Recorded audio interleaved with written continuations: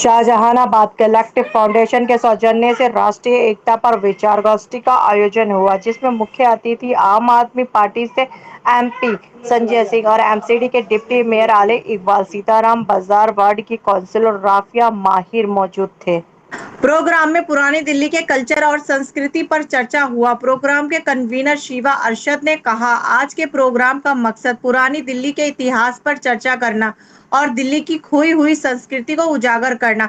इस मौके पर आले इकबाल ने कहा, हम पुरानी दिल्ली की संस्कृति को उजागर करने के लिए कई प्रकार के प्रोग्राम आयोजित करेंगे, जिसमें साफ सफाई का खास ध्यान दिया जाएगा। आखिर में एमपी संजय सिंह ने कहा, इस वक्त देश ऐसे नाजुक दौर से गुजर रहा है जब संविधान और देश के सेकुलर जनता का भविष्य खतरे में है, जिससे बचने के लिए हम सबको मिलकर काम करना होगा और इस तरह के प्रोग्राम के जरिए जनता से संवाद करने की जरूरत है। इस मीटिंग को आपने किया है, मैं आप दोनों हजरात को ये पूरी शाहजहानाबाद कलेक्टिव जो एक सोसाइटी या ऑर्गेनाइजेशन कहें, मैं आपको यकीन दिलाता हूँ। आज जब मैं इस मीटिंग में आ रहा था तो मणिपुर की हिंसा पे आल पार्टी मीटिंग,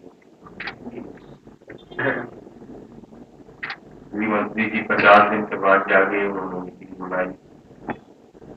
फिर भी मैंने उनका धन्यवाद दिया। मैंने कहा चलिए ठीक है, कोई बात नहीं, आपने 50 दिन के बाद ही जरूरी समझा इस पर चर्चा करेंगे।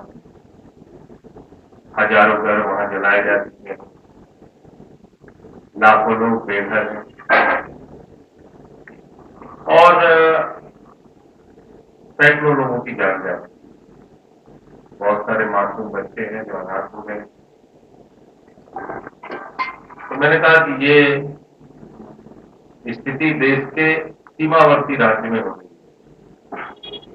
50 दिन हो गए, भारत के प्रधानमंत्री जो हर विषय पे बोल रहे हैं, एक शब्द मणिपुर का मां उनके मुंह से नहीं। तो बहुत ही दुर्भाग्यपूर्ण बात है। और मैंने कहा कि खबरें आ रही हैं कि साहब चर्च जलाए गए, वहां मंदिर तोड़े गए, मंदिर जलाए गए। हमने कहा ये चर्च और मंदिर नहीं जलाए जाते, ये लोगों के दिल जल रहे हैं और उससे जो घाव, दिल पे जो घाव बनता है वो सैकड़ों साल तक मिटना मुश्किल हो जाता है। तो इसलिए मेरा अपना ये मानना है और मैं दिल से इस बात को मानता हूं कि भारत जो हमारा मुल्क है, ये मोहब्बत की बुनियाद पे ही आगे जा सकता है, नफरत की बुनियाद पे न दुनिया का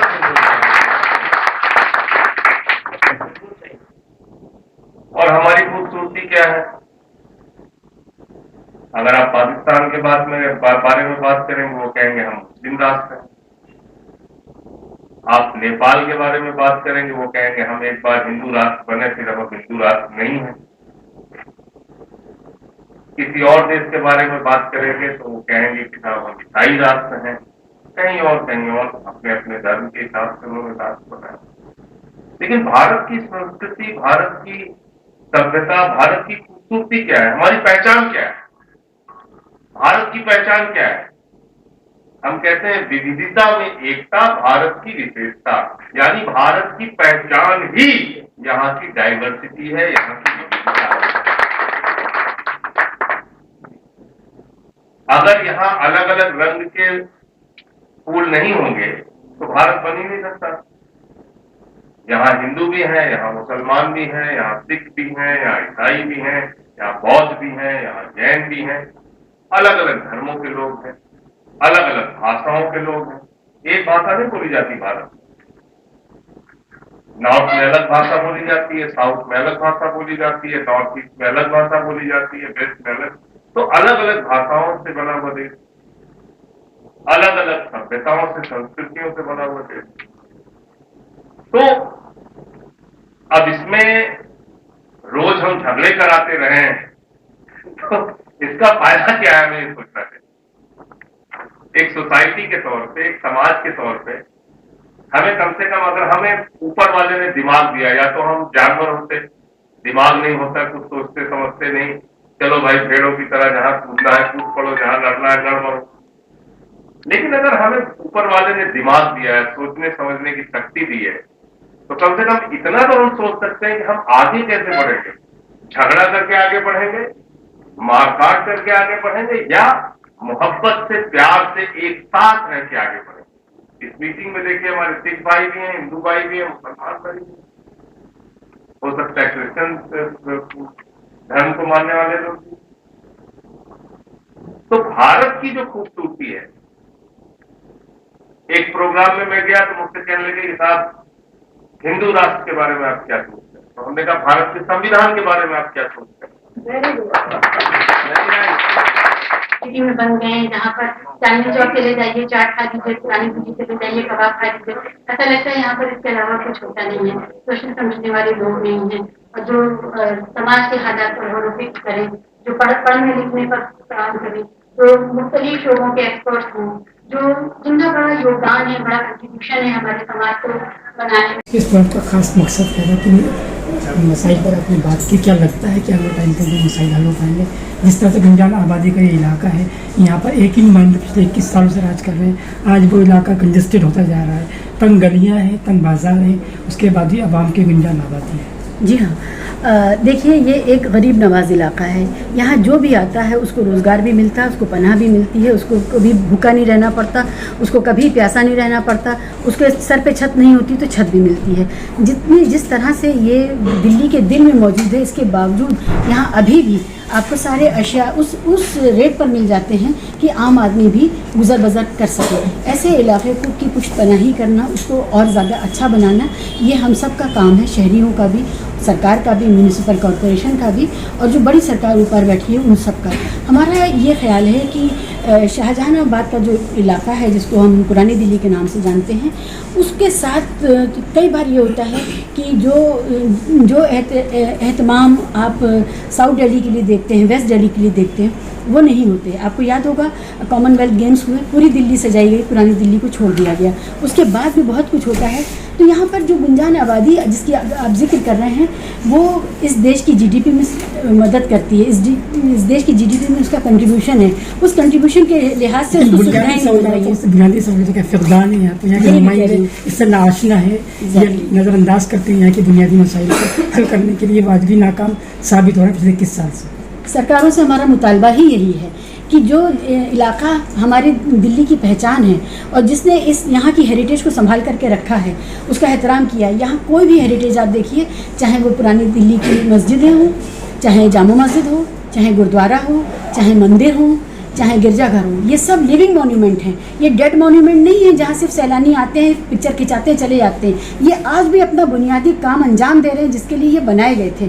और इस इलाके के लोगों ने उन बिल्डिंगों को, उन इमारतों को, उन दीनी और मजहबी इमारतों को पूरी तरह से हिफाजत में उनके आमीन बन के रखा है। खाने पीने के मरकज़ बनते जा रहे हैं, तालीमी इदारे खत्म होते जा रहे हैं इस इलाके से। बिल्कुल सही लगता है कि यहाँ पर वो चीज़ आनी चाहिए जो मुस्तक़बिल के लिए तामीर बने, एक नज़ीर बने।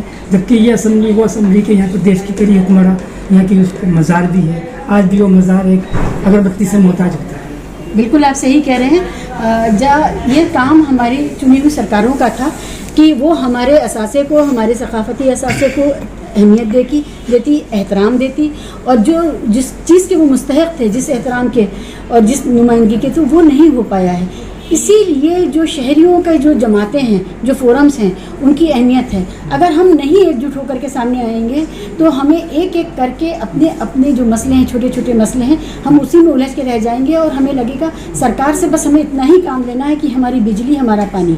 हमें सरकार से इससे आगे बढ़ करके जो हमारी कौमी सकाफत है, नेशनल जो हमारा कल्चर है, उसका ये गहवारा है, उसका ये केंद्र है, तो उसमें वो इंटरवीन करे, उसको बचाए, उसका ख्याल करे। और जो बुनियादी एमिनिटीज़ हैं हमारे यहाँ, इतना इस तरह के प्रोग्राम मुनक़िद किए जाएंगे। देखिए इतना यहाँ पर पुरानी दिल्ली में आने वाला हर सैलानी, चाहे वो दिल्ली इंडिया का हो, चाहे वो इंडिया के बाहर का हो, वो यहाँ आता है और वो यहाँ आकर के ये जगह रेवेन्यू जनरेट करती है, लेकिन फैसिलिटीज़ नहीं है। तो वो फैसिलिटीज़ आएँ। अभी हम लोगों ने जो यहाँ के ज़िम्मेदारान हैं म्यूनिसिपल कॉरपोरेशन के, उनसे भी बात करी है, आपने सुना होगा, उन्होंने हमें बहुत सारे बताए हैं कि वो क्या क्या है। लेकिन अभी तो पावरलेस सरकार के नुमाइंदे हैं, जो जिस तरह से लगता है कि एक साल तक तो पावरलेस ही रहेंगे। देखिए, एक नागरिक संस्था के तौर पे, एक नागरिक फोरम के तौर पे हम यही उम्मीद कर सकते हैं कि उनसे जो बन पड़ेगा वो कर रहे हैं और करेंगे। और इसके अलावा हम इसमें नहीं जाना चाहते कि जो बड़े मसले हैं, जो सरकारों के बीच के मसले हैं, उसमें जो शहरी हैं वो कुछ नहीं कर सकते। लेकिन शहरी ये अपनी सरकारों को दोनों तरफ बता तो सकते हैं कि हम आपको देख रहे हैं और आप ये जो काम कर रहे हैं, हमारी जो हमने मैंडेट दिया था सरकार को, आप उसको काम नहीं करने दे रहे हैं, इस पर हमारी नज़र है। एक शहरी के तौर पे जागरूक शहरी एक बेहतर समाज बनाता है, हम इसको मानते हैं।